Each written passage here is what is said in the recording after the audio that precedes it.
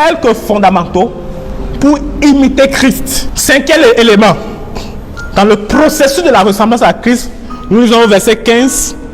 Prenez donc garde de vous conduire avec circonspection, non comme des insensés, mais comme des sages.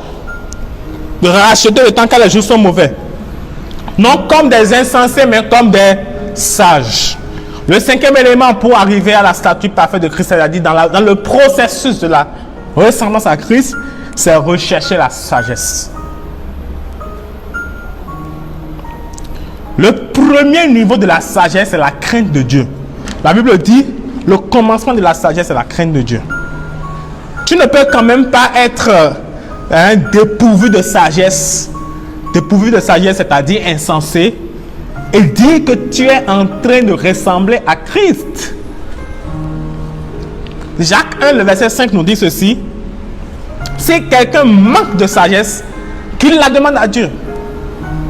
Et si vous lisez à partir du verset 1er, vous comprendrez qu'il n'y a pas de maturité sans sagesse. Il n'y a pas de niveau de maturité que vous pouvez atteindre sans sagesse. Ceux qui sont sages savent que les jours sont mauvais et qu'il faut racheter le temps. Ceux qui sont sages savent que le poids est la porte.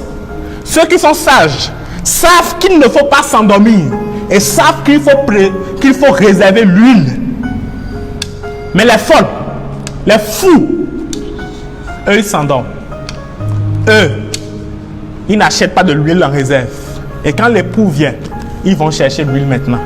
Et ils vont venir maintenant devant l'époux pour vouloir entrer dans la salle des noces. Et on va leur dire, je ne vous ai jamais connu. Ceux qui sont sages savent que les jours sont mauvais, qu'il faut racheter le temps. Ressembler à Christ, c'est rechercher la sagesse de Dieu. Et pour rechercher la sagesse, comme la Bible dit dans le livre de Jacques, il faut prier, la demander à Dieu. Mais aussi, le livre des Proverbes, Ecclésiastes, ce sont des livres qui vont beaucoup vous aider, vous apprendre. Lisez, méditez ces passages plusieurs fois, 1001 fois, et appliquez ce qui est écrit. Et vous verrez que votre sagesse ira de niveau en niveau.